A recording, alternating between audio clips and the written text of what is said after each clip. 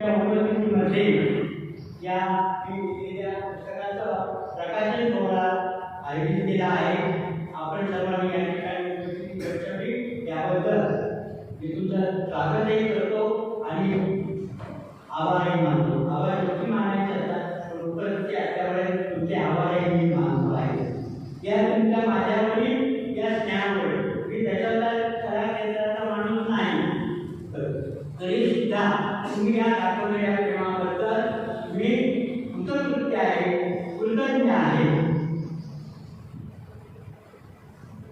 मनापासून मी तुमचे पुन्हा एकदा आभार मानतो। मान्यवरांच्या हस्ते या ठिकाणी गणेश आणि श्री सरस्वती यांच्या प्रतिमेला हार अर्पण करून दीप प्रज्वलन करून त्या पुढील कार्यक्रमाची आपण सुरुवात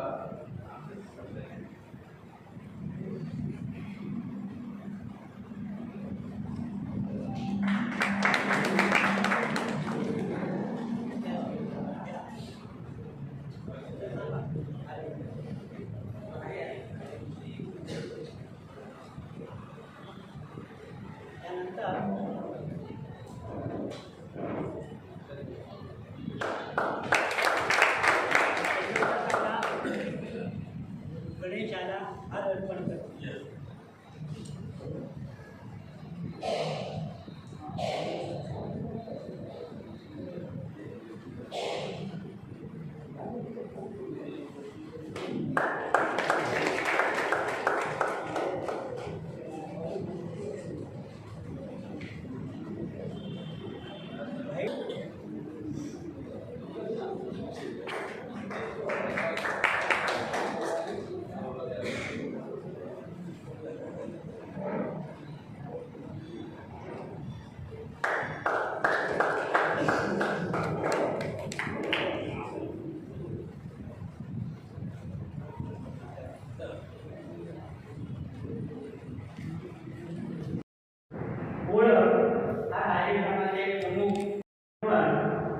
यांची ओळख करून घेण्याची काही गरज नसते किंवा समाजाची चिरपरिचित आहे।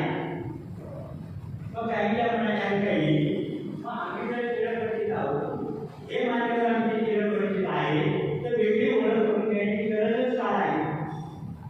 मी जो त्यांचा परिचय करून देणार आहे तो थोड्या वेगळ्या स्वरूपाचा आहे।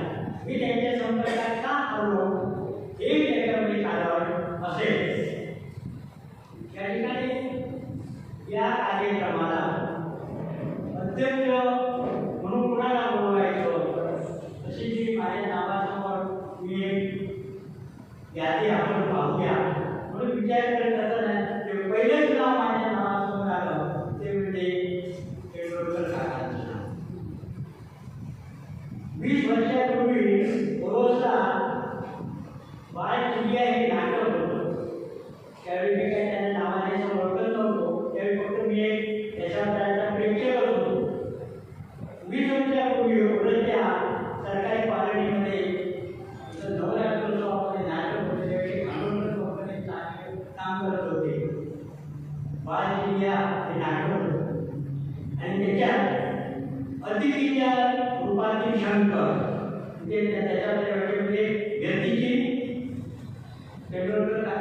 भूमिका केली. अप्रतिम भूमिका. अजूनही 20 वर्षापूर्वीची त्यांनी केलेली भूमिका जशी माझ्या डोळ्यासमोर उभी राहिली. पांडुरंग डांबरे, अप्रतिम भूमिका. श्रेयाची पत्नी चांदूना तिची भूमिका पुढे केली. हे काय त्याचं नाव मला सापडलं सुरेश धुरी या नाटकाने भूमिका सुरेश गुरव यांनी ती भूमिका केलेली होती. ती लक्षात आहे. असे हे दशावतार क्षेत्रातले रोगांना भीष्माचार्य यांची पत्नी दिलेली आहे. ते यशवंतराव तेंडुलकर या कार्यक्रमाचे अध्यक्ष आहेत. मुंबई विद्यापीठात दशावतार या विषयावरती 1985 साली ज्यांनी पहिली PhDचा प्रबंध सादर केला ते पहिले दशावतार PhD धारक आहे ॲडव्होकेट डॉक्टर अतिथी बोलते आहे. यानंतर दशावतार कला क्षेत्रातून निवृत्त झालेले जे दिग्गज रामनाथ जोशीचे तुकाराम अण्णा गावडे त्या ठिकाणी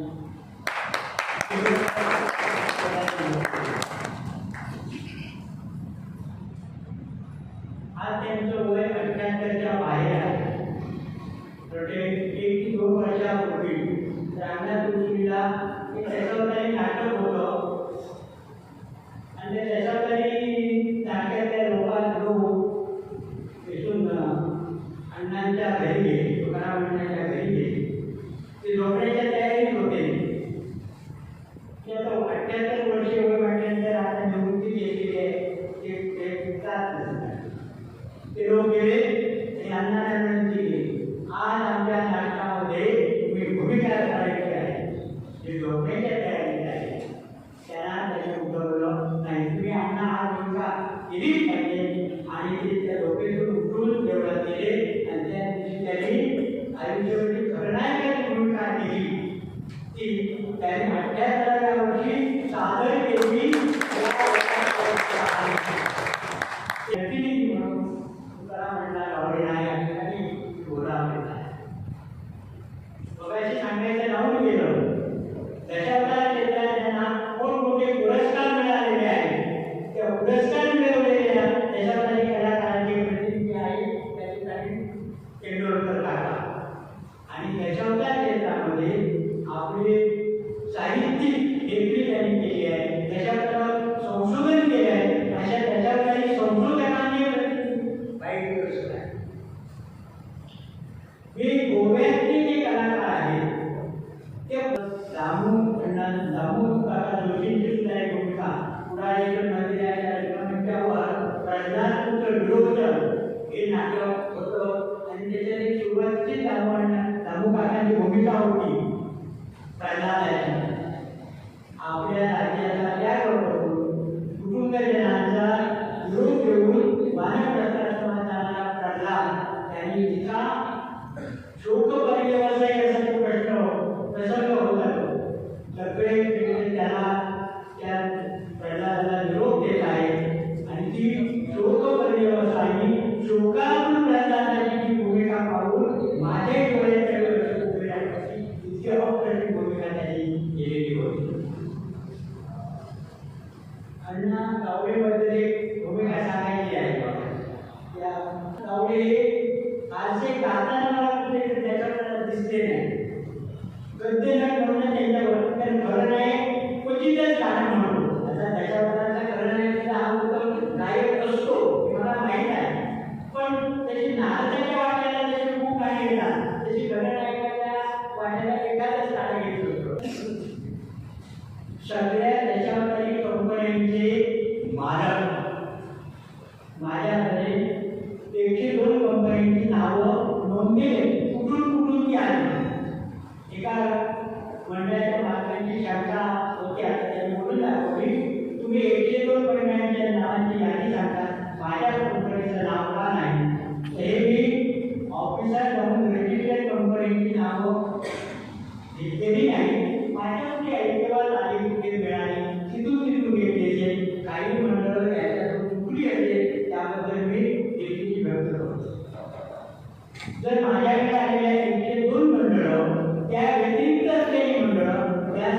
मंडळांचे मालक म्हणा किंवा संचालक यांचे प्रतिनिधी म्हणून हळवळचे ग्रुपा दशावतार नाट्य मंडळाचे मालक मारुती सावंत यांना मी बोलवलं होतं, पण तो अजून ते उपस्थित झाले नाही.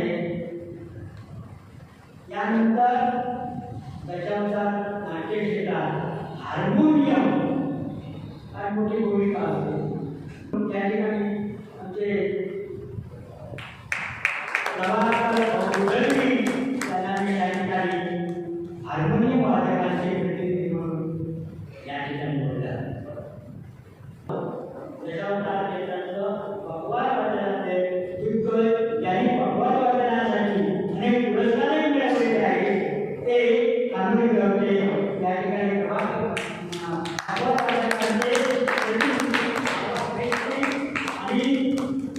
या त्याच्यावर क्षेत्रात परीक्षक म्हणून माझा जो प्रवेश झाला तो बाबा वेळेपुढे झाला आहे. म्हणून आज या ठिकाणी मला बोलायची संधी.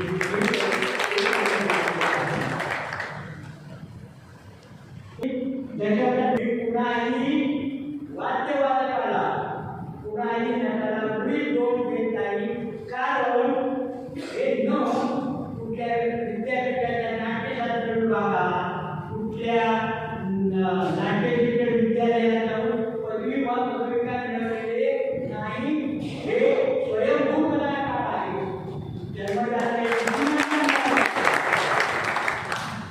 जन्माला बुद्धी सामर्थ्य आणि उत्स्फूर्त कलाविष्कार याच्या जोरावर ते सादरीकरण करतात, वाद्यवादन करतात.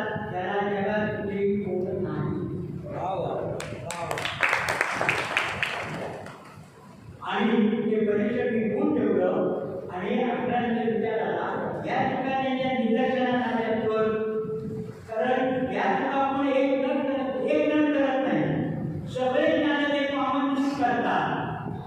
सगळे ज्ञान एका विशिष्ट ज्ञानाचे तुम्ही व्याकरणाचं नाव घेण्याचं कारण नाही. सगळे ज्ञान एक आमंत्रित करतात, ती त्यांच्या निदर्शनात आणून द्यावी. खरं नाही सगळेच खरं नाही ते करतात, ती त्यांच्या निदर्शनात सगळेच राज्य करतात, ती भूमिका करणारे एक महाभयानक भरपूर करतात, ती त्यांच्या निदर्शन. प्रत्येकाला मी बोलून घरी सांगू शकत नाही. हजार कलाकार आहे, प्रत्येकाची दाखवून दिले कुणाला राज मोठ्या मुलांना सुद्धा नाही. मी चूक आहे लहान 4 वर्षाचा पडून उठतो. मग सगळ्यांना या चुका कळाल्या म्हणून एक पुस्तक घ्यायचा. 28 जानेवारी 2020 रोजी माझी गणित जयंती होती. त्या दिवशी मी निश्चय केला. त्यावेळी माझ्याकडे वेगवेगळ्या पुस्तक होती, ग्रंथ संपदा ही, आणि ही काही माझ्या डोक्याची नाही. ही सगळी कलाकारांनी मला दिलेली आहे. त्याच्या या पुस्तकामध्ये माझ्या डोक्याचं वाचलं काही नाही. हे सर्व हे पुस्तक निर्माण होण्याचं कारण सर्व त्याच्यावर कलाकारांच्या त्यांच्या शुभेच्छांमुळे आणि त्यांनी परीक्षणाच्या वेळी मला केलेलं ज्ञान आहे, त्या ज्ञानदानाची फलश्रुती पुस्तक आहे. बाबा वेळेपुढे त्याचा अनुभव आणि हळूहळू अनेकांच्या वृत्ती झाल्या. त्यांच्या प्रेरणेतून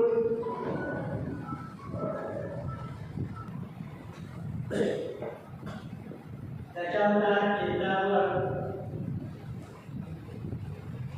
ते दररोज नाटकं येतात बघा तुमच्या ग्रुपवर.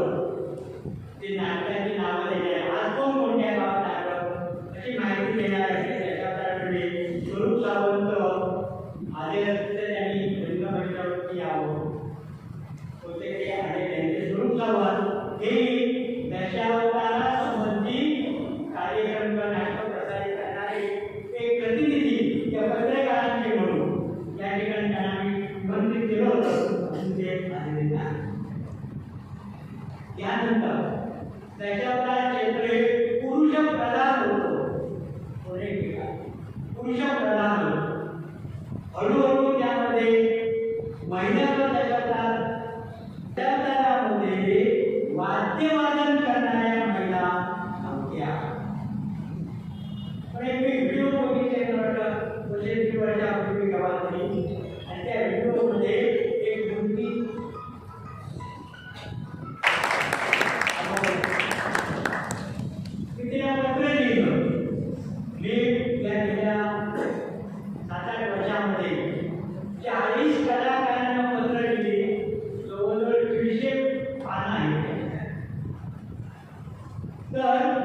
40 कलाकारांना कदाचित अधिकही असतील 40 कलाकारांनी पत्र केली माझ्या हस्ताक्षरात तर मला कॉम्प्युटर वगैरे किंवा मोबाईलवरती टाईप वगैरे करणं जमत नाही मी ते शिकलोच नाही पाच त्याच्यामुळे दीड आज माझा धंदा आहे मी 40 कलाकारांना पत्र केली सर्वाधिक पत्र जे आहे मोठं ते 13 पानाचे एका कलाकाराला पाठवलेलं आहे त्यानंतर कुणाला 11 पानाचं 12 पानाचं 10 पानाचं आणि शेवटी दोन पानाचं पत्र लिहिले जे 40 कलाकारांचे फार मोठ्या गाड्या आणला नाही आहे त्याच्यावर आला वाद्य वादक म्हणून प्रवेश करणारी भाविका कामकर ही त्या वाद्यवादकांच्या झाल वादकांचा त्याच्या भोवती झाल वादकांचा प्रतिनिधी म्हणून या ठिकाणी त्याला बोलवलं घरी फोन केला त्याचे वडील आता सध्याचे आपण त्याच्यामुळे 16-17 वर्ष आहे तुला दुर्दैव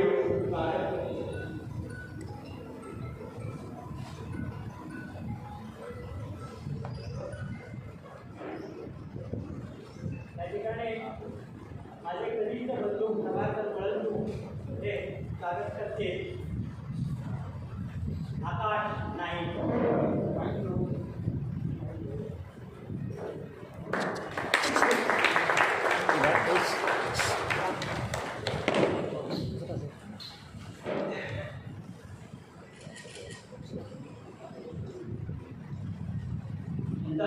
भाविका खानोलकरचा गुलाबगडमध्ये चालत आहे आमची वहिनी अंकिता वळंद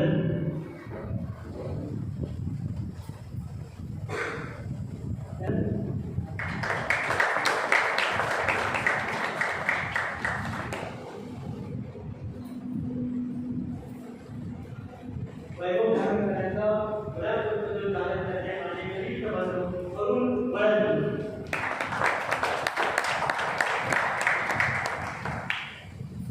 माझे कनिष्ठ बंधू अंकुश वळंदू या ठिकाणी गुलाबपुष्प देऊन स्वागत करतील पकवाज नवाज बाबा बेस्टे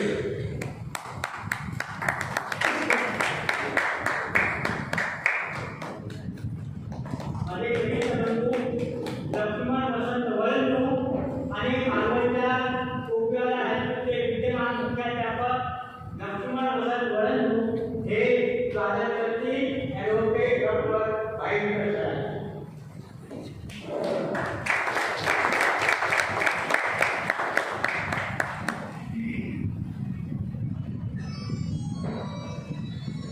माझे कनिष्ठ बंधू रवींद्र भास्कर वळंदू हे स्वागत करतील तेंडुलकर काकांचा गुलाबपुष्प देऊन स्वागत करतील तेंडुलकर काकांनी पक्षातर्फे स्वागत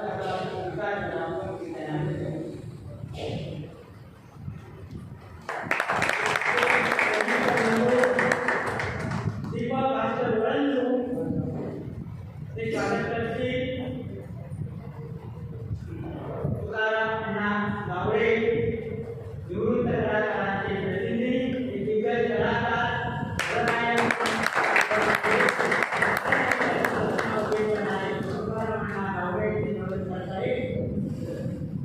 दीपक भास्कर वळंदू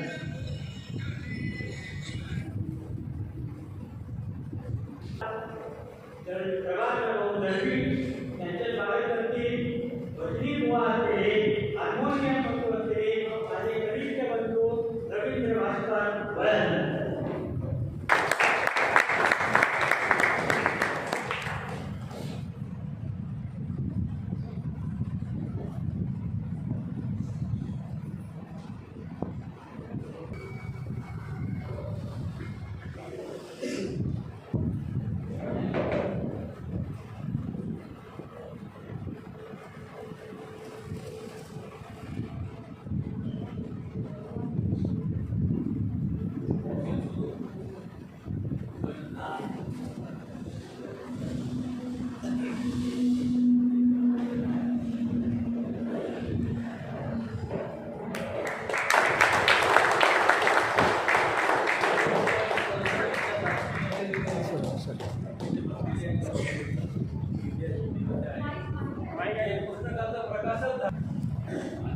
ऑन करा.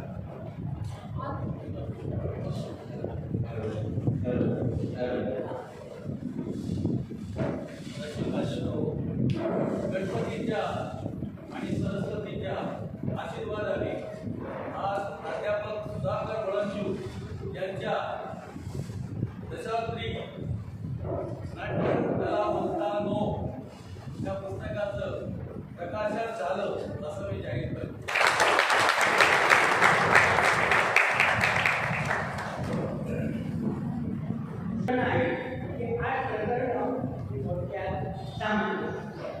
शेवटचं जे प्रकरण आहे ते म्हणजे दशावतार वाचा कशी घ्यावी, सगळी त्याच्यात नियमावली दिलेली आहे. परीक्षण नक्की कसं तयार करावे आणि परीक्षण कसं करावं हे त्याच्यात ते पुन्हा आहे पुस्तकामध्ये. दशावतार नाट्यस्पर्धा आयोजित करायची असेल तर हे मी नक्की केलेली आहे, नियमावली दिली आहे की मार्गदर्शन कुठे भेटतो. दशावतारी नाट्य स्पर्धेमध्ये भाग घेणाऱ्यांनी कोणत्या निकषाच्या आधारे परीक्षण केलं जाणार हे निकष देशाला कोणत्या प्रकारे परीक्षण केलं जातं हे काही माहिती नसतं. ते आपल्या पद्धतीने सादर करतात, परीक्षक आपल्या पद्धतीने परीक्षण करतात. कोणत्या मार्गाने कोणते निकष कोणत्या कसोट्या परीक्षणाला लावल्या जातात त्या कलाकारांना माहीत पाहिजे. आणि तो जो तक्ता आहे तो आयोजकांकडून मंडळाच्या संचालकांनी मंडळातल्या कलाकारांना दिला पाहिजे. या निकषाच्या आधारे नाट्य केलं जाणार आहे, त्याप्रमाणे सादरीकरण करावं. आतापर्यंत माझा प्रश्न कसा आला हे कोणते निकष आहे हे निकष आयोजकांनी कलाकारांना दिलेले असतात. त्याच्यामुळे एका परीक्षेत सादरीकरण करतात, हे एका परीक्षेत परीक्षण करतात. दोघांमध्ये ज्यावेळी समन्वय साधले त्यावेळी चांगल्या प्रकारे परीक्षण दिले हे लक्षात येईल.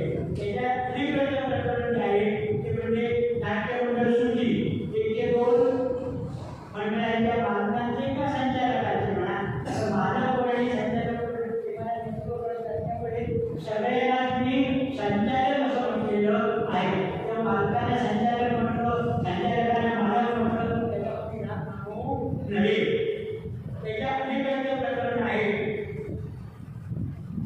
वाक्प्रचार. कित्येक वाक्प्रचार दशावतारी मंडळ चुकीचे वापरतात. पर्यंत 100% उभ्याने केलेल्या नमस्काराला साष्टांग नमस्कार म्हणता येत नाही. स अधिक अष्ट अधिक अंग, स म्हणजे सौ, अष्ट म्हणजे 8 अंगाने 8 अंगांची भाजपमध्ये नासिका, नाक, हनुवटी, वक्ष, उदर, नंतर गुडघे आणि आमटी म्हणजे 8 अन्न आहे. ती 8 अन्न जपलेला टेकून जो केलेला नमस्कार असतो त्याला साष्टांग नमस्कार म्हणतात.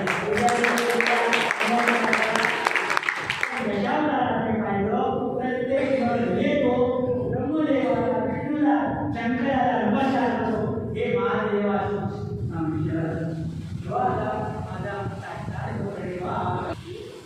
काही सुविधा 301 सुविधा जमा केल्या आहेत. या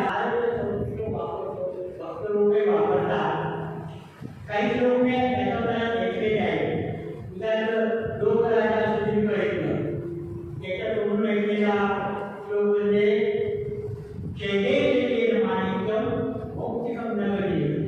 साधो नाही सर्वत्र चंदनं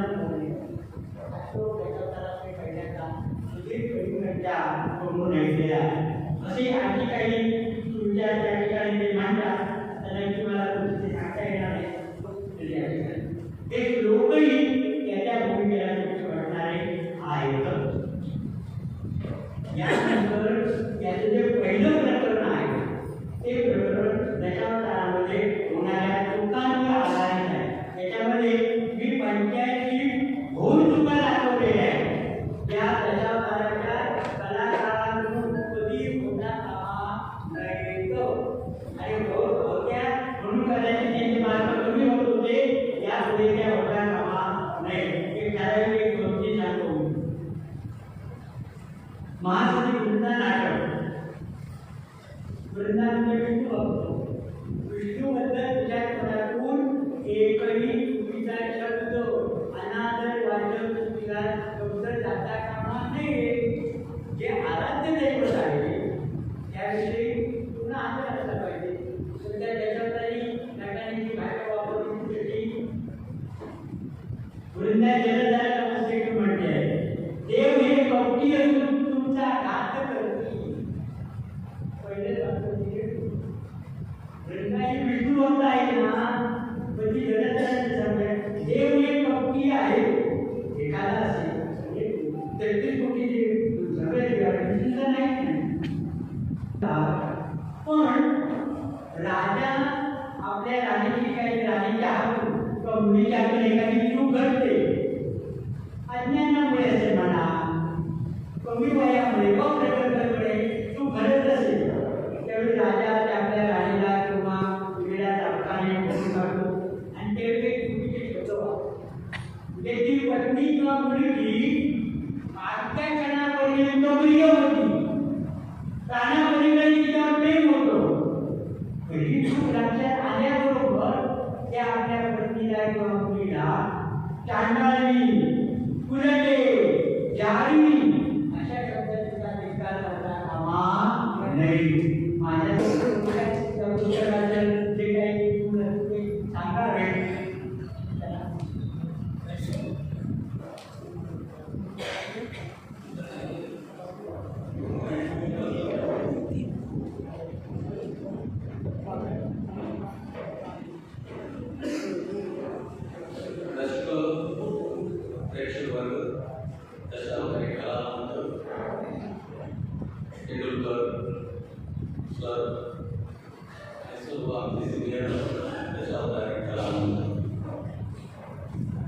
आणि माझे मित्र प्राध्यापक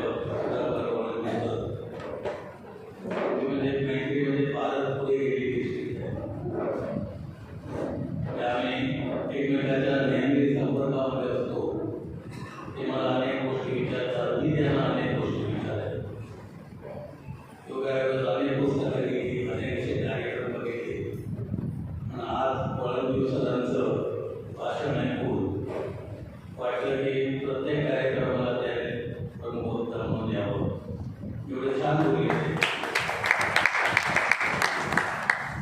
एक टीचर, मी पण गोखले कॉलेजमध्ये हेड ऑफ डिपार्टमेंट जिल्हा कॉलेजला अनेक वर्ष प्रोफेसर होतो. प्राध्यापक खानोलकर ते पण प्रोफेसर होते. डॉक्टर सचिन बर्वेकर ते पण प्रोफेसर आहे, शिकवत आहे कर्वेकर कॉलेजमध्ये. बरेचसे लोक ॲडव्होकेट आहे, काही लोक डॉक्टर आहे, तिथे जमलेले आहेत. त्या सर्वांना नमस्कार करून जास्त काही या विषयावर बोलणारच नाही मी, कारण मला बोलण्यासारखं वळंबीसरांनी काही ठरवलेलं. त्यांचं भाषण एवढं विरोधापूर्ण होतं, मी काय बोलावं. त्या पुस्तकात जरी प्रस्तावना मी लिहिली होती, आता मला आठवत नाही मी आता पुढे काय बोलावं. वळंबीसरांनी बेसिकली टीचर असल्यामुळे हायस्कूल आणि नंतर कॉलेज, BEd कॉलेजमध्ये बघण्याचा दृष्टिकोन भाषेकडे ग्लासमधून बघण्यासारखा आहे, दुर्बिणीतून बघण्यासारखा आहे. त्यांच्या नजरेतून कुठली गोष्ट चुकत नाही. एका विशिष्ट प्रसंगामध्ये आमची भेट झाली. कामगार कल्याण मंडळाची स्पर्धा होत्या आणि ते पासरेडी होते स्पर्धेमध्ये असं मला सांगण्यात आलं.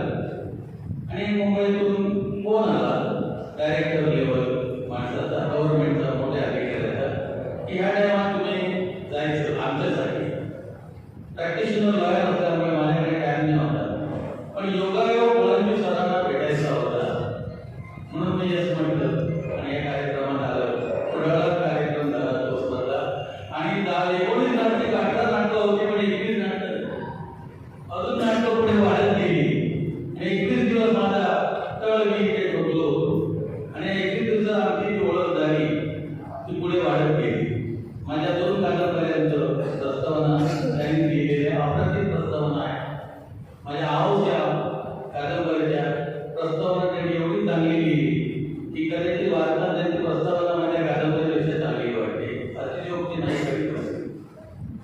त्याच्यानंतर स्पर्श कादंबरी, त्याला स्टेट लेवलचं बक्षीस वगैरे मिळालं.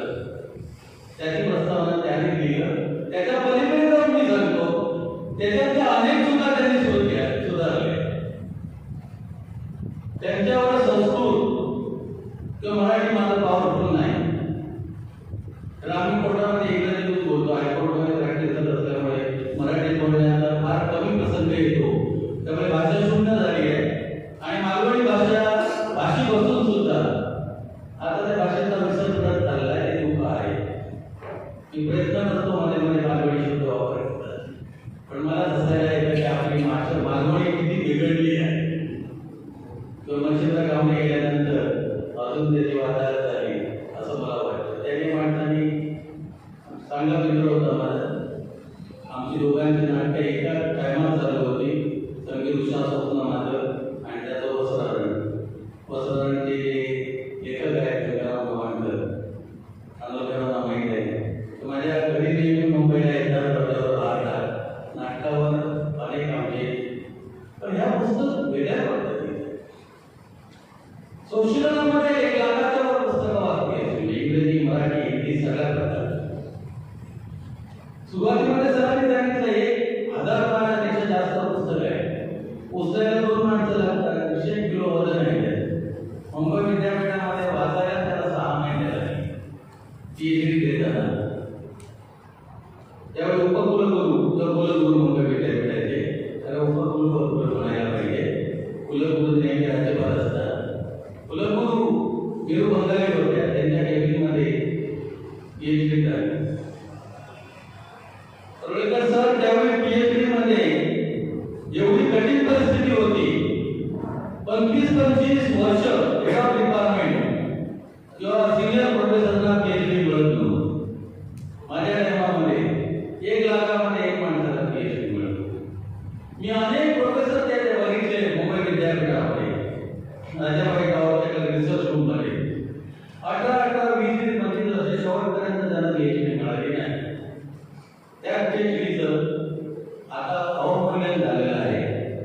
आणि एवढ्या रसातळाला ती डिग्री गेलेली आहे, केवळ स्वतःला डॉक्टर म्हणणं सुद्धा लज्जास्पद वाटतं.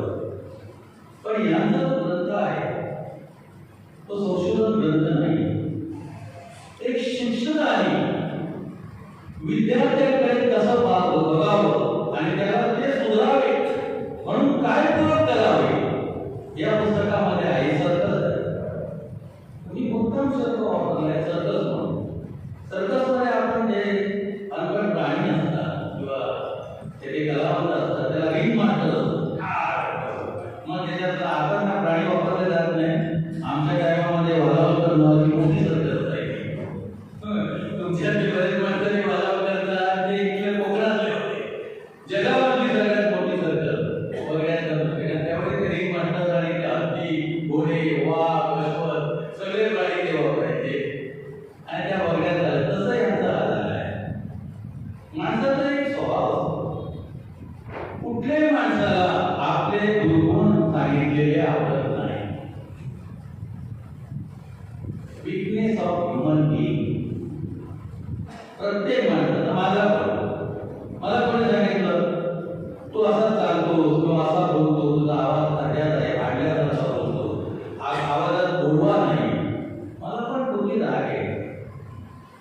बरंच आयुष्य युनियनमध्ये गेल्यानंतर, दत्ता सामंतच्या ग्रुपमध्ये गेल्यानंतर मोठमोठ्याने आवाज करून बिलबीच्या डेटापासून बोलणं. मी मुद्दाम शब्द वापरला. देशावरील कलावंत, माझे मित्र सगळे इथे आहे. काही गरज नाही हो, टेक्नॉलॉजी बदलली आहे. पॉप्युलर समजलं असेल मी काय बोलतोय. हळू आवाजात आपल्या स्वयंत्राला कशाला त्या आवाज नाही करतात. हळू आवाजामध्ये लोकांना समजेल अशा भाषेतून बोला. अरे मायक्रोफोन आलेले आहे, इथे लावायचा आणि बोलायचं. मस्त असलं की आवाज येतात. अरे नाटकामध्ये सगळे लोक मायक्रोफोन वापरतात. कॉलरला लावलेला असतो छोटासा आणि त्याने स्पष्ट आवाज येतो. पूर्वी स्पीकर नाही होत. तुम्ही त्याला मोठमोठ्याने ओरडायला सुरू केलं तर तुम्ही म्हणा काय झालंय ना, हे डॉक्टरेट माणूस आहे आणि एवढा कशाला बोलतोय, हळू बोला ना, आम्हाला समजत नाही. मला माहीत नाही आहे कदाचित दशावतारी कलावंत सर्व ग्रॅज्युएट पोस्ट ग्रॅज्युएट मध्ये झाले असे कोकण नांदस्कर मला म्हणाले. आणि तेंडुलकर साहेब पण म्हणाले सगळे ग्रॅज्युएट आहेत. त्यावेळी दशावतारी कलावंत मी 1985च्या ऑगस्टची तुम्हाला परिस्थिती कोणी शिकलेले नव्हते. शिकलेला अत्यंत दुसरी चौथी पाचवी बस अप्रतिम संस्कृत प्रति होती. संस्कृत नाही त्यांचा विषय आहे पण संस्कृत त्यांनी बोलायचं शिकलो. अशिक्षित माणसं अनुकरण हा त्याचा महत्वाचा मुद्दा आहे. एकमेकाचं अनुकरण करत आता मला म्हणाले एकच मंडळामध्ये कलावंत झाला होता आता सगळ्यात म्हणाले मला. त्यामुळे त्यांचे डायलॉग एकमेकाशी संवाद सुसंवाद सहज होत होते. पूर्व पुस्तकात काय ते सरांनी अत्यंत विस्तृत अशा स्वरूपात सांगितलेलं आहे. अत्यंत 300 रुपयामध्ये पुस्तक अवेलेबल आहे. अत्यंत चांगलं आहे. कलावंतांना नाही रसिकांना सुद्धा हे पुस्तक वाचलं पाहिजे. जे रसिक ते जमलेले आहेत त्यांनी वाचायचं. आणि आपल्या वाढदिवसा दिवशी आपल्या बाळांच्या मुलांच्या वाढदिवसा दिवशी नातवांच्या वाढदिवसा हे पुस्तक दुसऱ्या माणसाला गिफ्ट देण्यासाठी मंडळी करते. कारण हे वस्तू आपण तुम्ही फोन केला मुद्दाम ठेवलेलं नाही. हे आता उद्या संध्याकाळी कोंबडीतून जाईल. मी घेऊन जाईल मुद्दाम गाडी ठेवलं नाही माझ्या खिशात ठेवलं त्याला सन्मान दिला ते उद्या संध्याकाळी ते कोंबलं आणि मला टाकावं लागलं. पुस्तक कधी कोंबेचंच नाही. ही विद्या आहे तुमच्याबरोबर आयुष्यभर राहणारी आहे. हे पुस्तक घ्या. त्या पुस्तकामध्ये बरेचसे त्यांनी चुका कशा करू नये हे शिक्षण विषयातून सांगितलेलं आहे आणि ते योग्य आहे. एक संशोधक म्हणून मला योग्य वाटलं पुस्तक म्हणून परीक्षण केलं. केवळ त्यांच्यासाठी मी मुंबईतून माझा टाइम काढून इथेपर्यंत आलो. तुम्ही गावातले लोक आहात इथे जवळचे लोक आहात कोकणात इथे आलं पाहिजे होतं. मला एकदम पूर्ण भरलेलं दिसलं पाहिजे होतं. पण तरी पण जेवढे लोक आले ते रसिक आहेत त्यांना एकदा वंदन करून मी माझं भाषण करतो.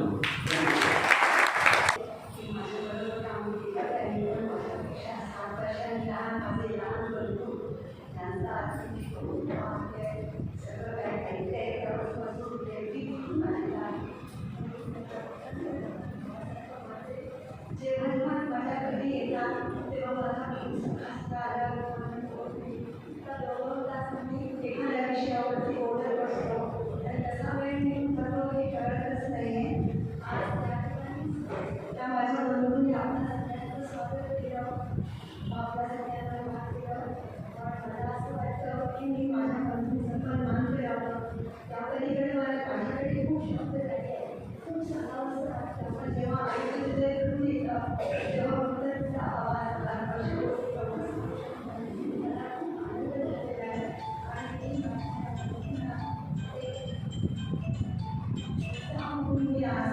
एवढं गुलाब दिले आहे. कारण माझे गुरु गजानंद महाजन सर विद्यापीठ हायस्कूलचे हिंदीचे शिक्षक त्यांनी माझ्या लग्नाच्या वेळेला मला फक्त एक गुलाबाचं फूल दिलं. ते पण पिवळ्या रंगाचं दिलं आणि मला आशीर्वाद दिला क्षमा तुझं आयुष्य सुखात समाधानात आणि यशस्वीपणाने सर ते गुलाबाचं पिवळं फूल तुम्ही लक्षात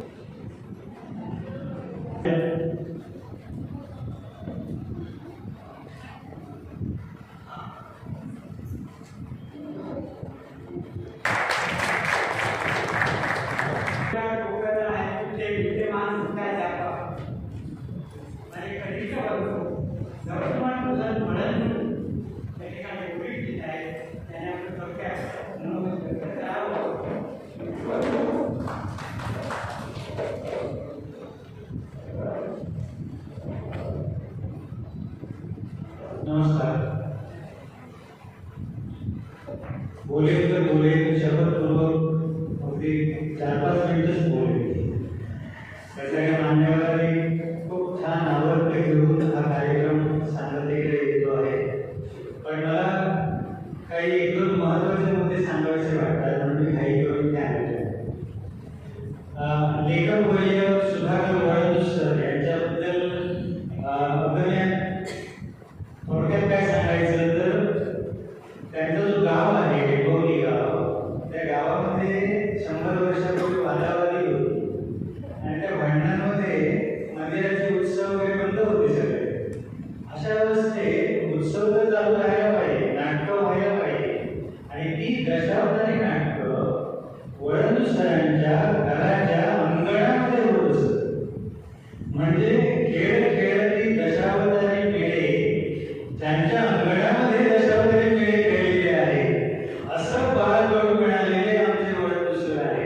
आणि त्यातून त्यांनी या आयुष्यभराच्या संकलनातून हा एक शास्त्रीय तत्वचिंतन ग्रंथ निर्माण करू शकले. हे त्यांचं ईश्वरी भाग्य आहे. सरांकडे उजतच जी पार्श्वभूमी आहे ती साक्षरता या भागातली जी आहे. अगदी विकिपीडियामध्ये त्याची नोंद आहे की त्या डेपोली गावामध्ये जीवाजी सदोजी वळंजू म्हणजे सरांचे जे पूर्वज आहेत त्या पूर्वजांनी पहिली साक्षरता शाळा सुरू केली. आणि मग त्यांच्या घरामध्ये अगदी पंतोजी, गुरुजी, मास्तर, सर या सगळ्या विरुद्धावल्या पूर्ण झालेल्या आहेत. अशा परंपरेमध्ये निर्माण झालेले वळवंत सर आहे.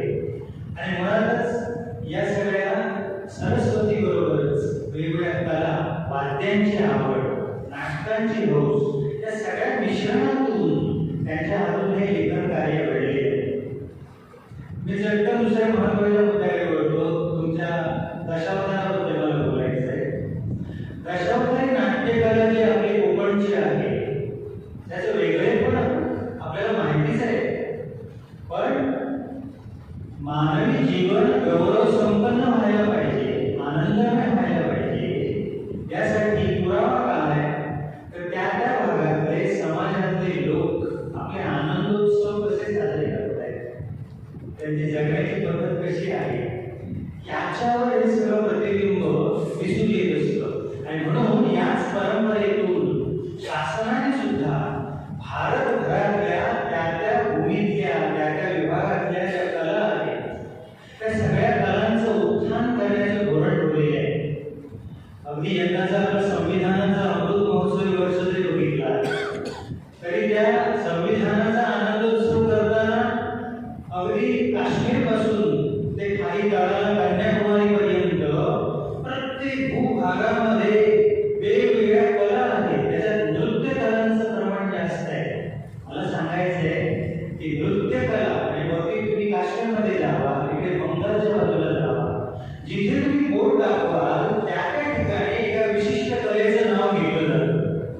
ईशान्येकडे बोट दाखवा तर मणिपुरी नृत्य प्रसिद्ध आहे. केरळकडे बोट दाखवा कथकली नृत्य, तंजावरकडे बोट दाखवलं तर भरतनाट्यम. तसं त्या कोकणाकडे ज्यावेळी बोट दाखवलं जातं सिंधुदुर्गाकडे त्यावेळी दशावतारी नाट्य हे आमचं वैशिष्ट्य आहे. आणि हे स्थान जे आपलं आहे ते राष्ट्राच्या सांस्कृतिक परंपरेतलं आहे. आणि म्हणून ही नाट्य परंपरा जी हजारो वर्षे या भूमीमध्ये सुरू आहे ती पुढेही तशीच सुरू राहणारच आहे. ती तुमची आमची गरज नाहीये, ते राष्ट्राची गरज आहे. एक महत्वाचा मुद्दा मी मांडतोय की भारत शासनाने सुद्धा वेगवेगळ्या सांस्कृतिक परंपरांचा उत्कर्ष सुरूच केलेला आहे. जसं मणिपुरी नृत्य आहे. बघायला गेलो आपण तर आपण काय म्हणतो आसामकडचे लोक, आदिवासी प्रकारचे लोक, त्यांचं जे नृत्य आहे ते असून सुद्धा असणार. पण काय झालं, जवाहरलाल नेहरू मणिपुरी डान्स अकॅडमी नेहरूंच्या काळामध्ये सुरू झाली आणि त्या कलेचं उत्थान झालं. तिथे आज शास्त्रोक्त प्रशिक्षण दिलं जातंय. इकडे केरळचं कथकली नृत्य असेल तर आज जसं सुधाकर वळवंत सरांनी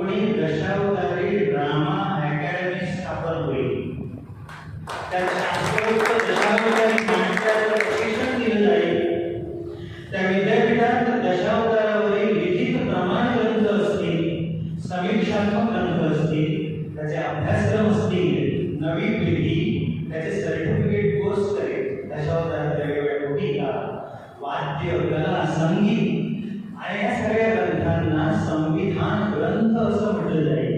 मला विश्वास आहे वळंदू सरांनी लिहिलेला आजचा जो प्रकाशित ग्रंथ आहे तो अशा दशावतारी ड्रामा अकॅडमीचा संविधान ग्रंथ म्हणून प्रसिद्ध होऊ शकेल. शेवटचा मुद्दा अर्ध्या मिनिटाचा बोलतो मी. तुम्ही जे दशावतारी बुजुर्ग मंडळी खरं तर आज या मंचावर दशावतारी नाट्यकलेची मांदियाळी काय असू शकेल याचा प्रत्यय आपल्याला येतोय. अगदी तळागाळाला भूमिका करणाऱ्या कलावंतांपासून त्याचं जे शास्त्र आहे, तंत्र आहे, त्याच्यात जे उच्च अशी पदवी, उच्च टोक गाठणारे हे PhD धारक असे महोदय सगळे म्हणजे पूर्ण दशावतारी नाट्यकलेचा वर्ग आज या ठिकाणी या सभेमध्ये उपस्थित आहे. तुम्ही सगळे बुजुर्ग मंडळी आहात. आजच्या या ग्रंथामध्ये तुमच्या मनाविरुद्ध, तुमच्या रूढींविरुद्ध काही मतं मांडलेली अशी तुम्हाला वाटेल सुद्धा. बरोबर पाहता तुम्ही काही गोष्टींना त्याच्यातले दोष सुद्धा द्याल. पण मला सांगायचंय की तुम्ही ज्यावेळी एखादं स्क्रिप्ट निवडता त्यावेळी ग्रंथ वाचन करता. माझा एक विद्यार्थी सुद्धा इथे जो हजर आहे सुहास नावाचा, तो दशावतारातला आमचा मालवणचा प्रसिद्ध कलाकार आहे आणि स्वतंत्र त्याचं संशोधन असतं. त्याच्या घरात मी ज्यावेळी जातो त्यावेळी त्याचं ग्रंथालय बघितलं. असं ग्रंथालय आज तुमच्या प्रत्येकाची निवडता. उदाहरणार्थ रामायणामध्ये ज्यावेळी तुम्ही जाता त्यावेळी जे मूळ कथानक त्याची सत्यता वगैरे या गोष्टी बघायला जाता त्यावेळी तुमची भूमिका काय असते. आज तेव्हा आपल्या कलेमध्ये योग्य काय, अयोग्य काय याच्या विवेकाची कसोटी लागते. यालाच तौलनिक अभ्यास असं म्हटलं जातं. या दृष्टीने वळंदू सरांचा जो ग्रंथ आहे तो अजरामर ठरणार आहे आणि म्हणून हा ग्रंथ केवळ तुम्हा दिग्दर्शकांसाठी नाही, 100 वर्षांनी तो एक राष्ट्रीय ग्रंथ म्हणून मूल्य धारण करेल. एवढं महान कार्य या चळवळीमध्ये घडलेलं आहे. सरांना आणि ग्रंथाला दीर्घायुष्याबद्दल मी धन्यवाद देतो. नमस्कार.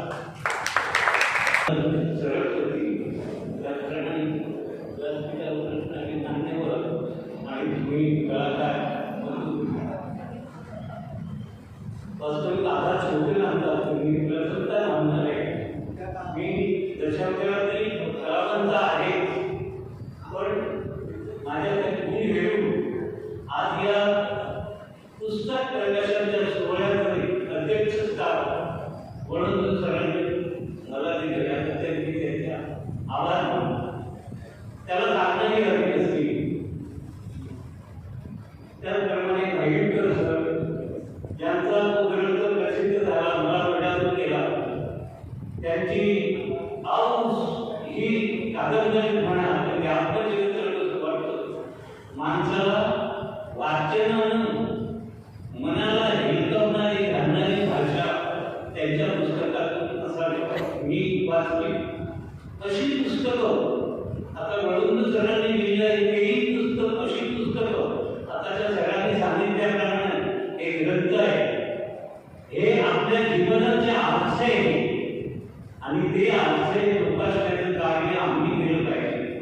हे मागे एकदा म्हटलं होतं दशावतार आपल्या सिंधुदुर्गापुरतं नाही, जिथं जिथं हिंदू संस्कृती आहे तिथं तिथं दशावतार आहे.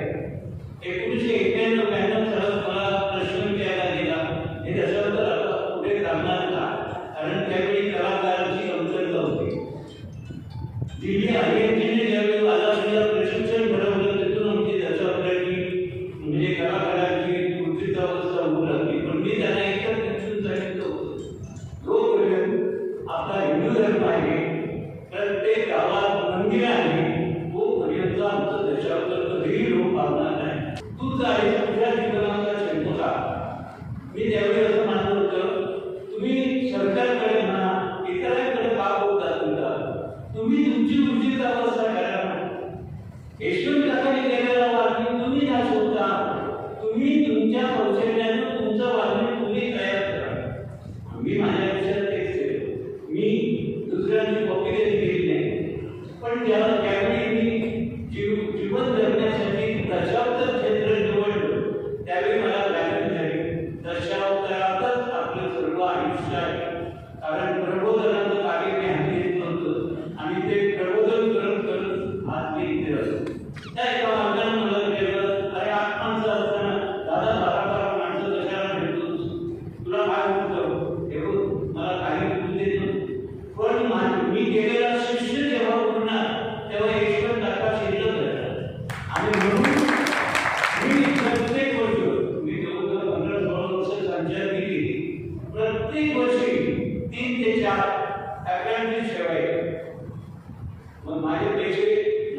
किती राहणार होते त्याच्यासाठी किती गेली याचा विचार याची मॅडमची मी मानलेली नाही.